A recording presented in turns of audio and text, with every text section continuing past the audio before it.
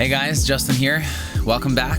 Today, I'm going to show you the studio. But before I get into that, I actually want to, first of all, thank the few people who have already subscribed to the channel. I haven't even posted anything, and you guys are already showing an interest in what, I said that I wanted to base this channel on and the things that, I wanted to talk about. So thank you again for subscribing to the channel so quickly. The other thing I wanted to talk about really quick before I jump into showing you around the studio is to mention the space that I came from. So previously, my wife and I were living in a basement apartment, which was great, had this really nice wide open sort of floor plan, but it was just a big wide open room with a bedroom in it. So the desk and the sort of the studio area was in kind of like a corner of the apartment, which, as far as space is concerned, it was definitely fine. But it wasn't able to be like in its own room. So that, presented some problems here and there, particularly with mixing. And that was really because also, aside from the fact that it was just a big wide open room, it was just a big wide open room with not a lot of things hanging and a tile floor. So mixing most of the time was done in headphones just for consistency and things like that. So that was definitely a challenge with that particular space. And the other thing was that because of the fact that it was it was a basement of somebody else's house, whenever I wanted to do tracking of just about anything, vocals, drums in particular, I would have to kind of work around the schedule of everybody else, so I kind of had to set up drums and plan to track drums and vocals when nobody else was home, because you could pretty much hear just about everything as far as recording was concerned upstairs. So definitely a challenge. But when we came into this house, when we actually looked at this space, because the studio now is actually in the attic of the house that we live in, and I came up here for the first time, and it was just like, this would be absolutely perfect for a studio. It was the perfect amount of space.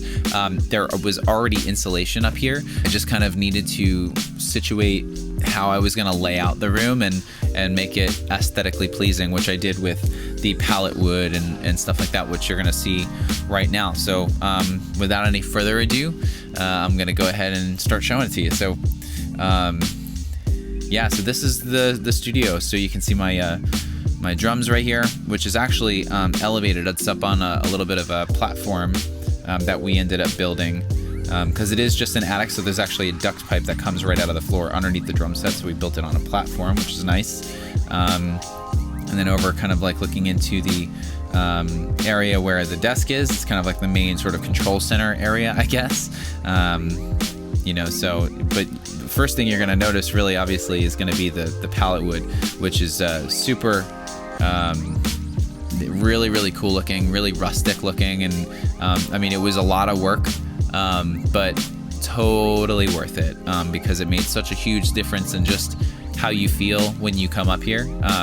So sometimes I just come up here in the morning and sit down and have coffee. So yeah. So this is the desk, which is, just a pair of 23-inch displays. I run off of a 15-inch MacBook Pro, which is docked underneath the desk, which makes things really convenient for me to not have to deal with plugging things into the laptop every single time I want to come up here. I just dock the laptop right into the hinge dock, and it just plugs right into everything, my audio interface and all of that, which is pretty cool.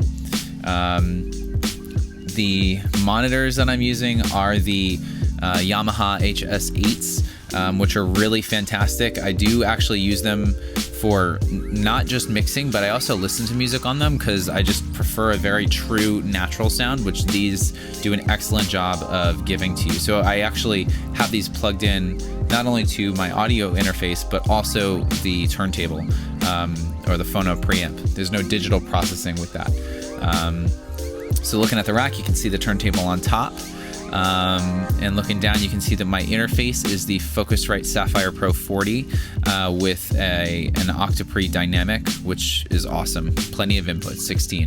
And yeah, so this is the turntable. which is a Music Hall MMF 5.1. And what I really love about this turntable is the two plinth design. So on the top level, you're going to have the tone arm mounted, and underneath on the bottom plinth, you have your motor. So the tone arm does not pick up any vibration noise from the motor.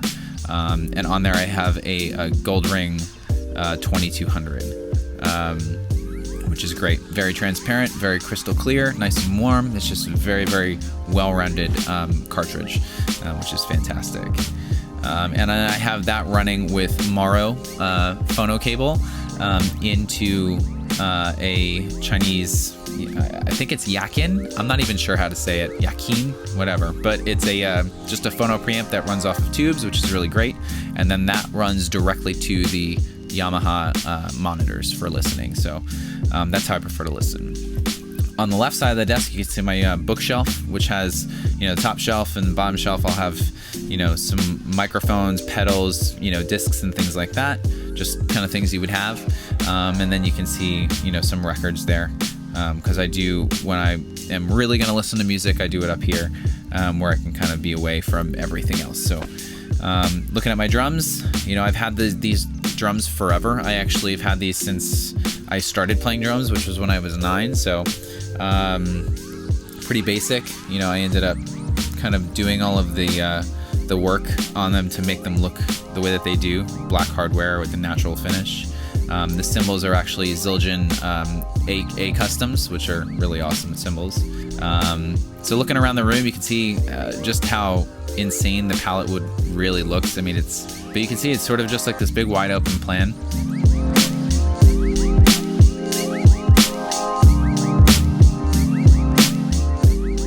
You can see my pedals there with the sort of the middle section of the room is kind of the rehearsal sort of space.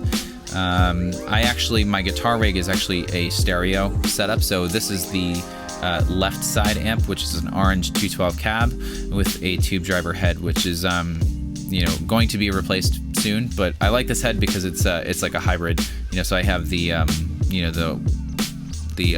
solid state power section, but a tube preamp. And then the other side is my 212 pig nose that I actually rebuilt. It actually, when I got it, came as a 110 combo, but it's a full 40 watt all tube amplifier. So I ended up kind of taking it out of its cabinet, and I was able to acquire two Jensen C12Q speakers and built that into a 212 combo. But I will probably do maybe a more thorough video if you guys want around my guitar rig, because it's I could really go into it, but this is kind of just showing you around the studio. So, and you can kind of see my pedal board. You can see a DL4. You got the Electro Harmonics Memory Boy, Holy Grail. You have the AB switch from Fulltone. This is the OCD from Fulltone, and a tube screamer from Ibanez, Phase 90, Ernie Ball. All pretty cool stuff. Again, I can go into that later in another video if you'd like.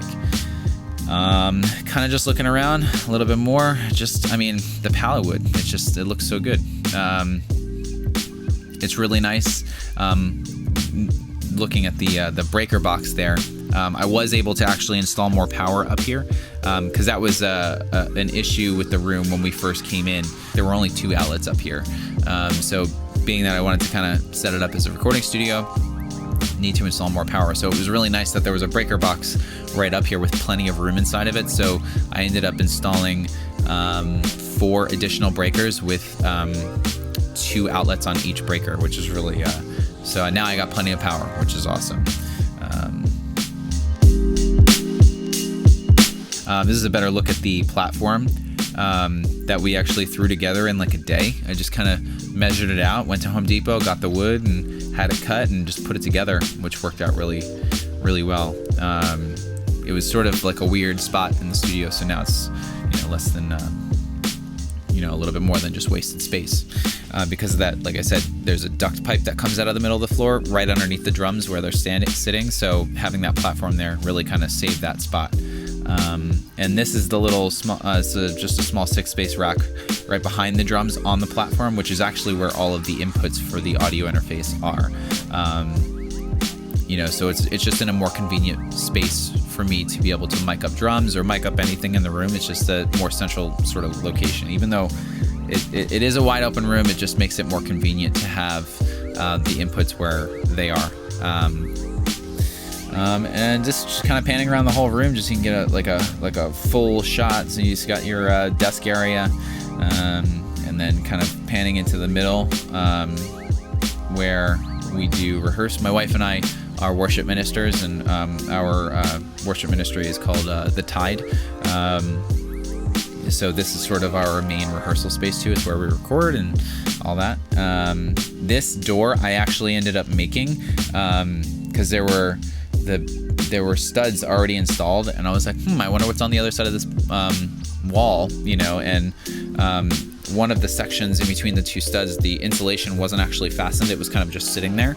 So I kind of just poked in, and it's just wide open space. So I ended up bringing out one of those studs and then installing a door. So now all of the stands that aren't being used, cases and things like that, are all in a storage room, which is really nice to make things extra organized and clean.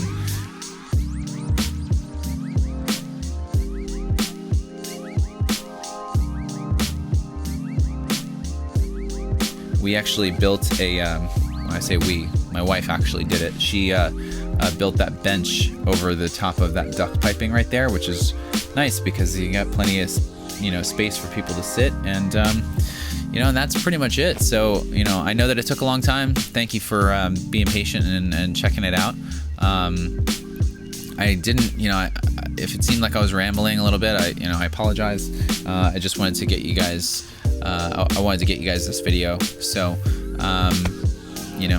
if you have any questions or comments or concerns or anything, just leave me a comment, send me a message, hit the like button if you like the video, and I guess we'll see you in the next one. All right, take care.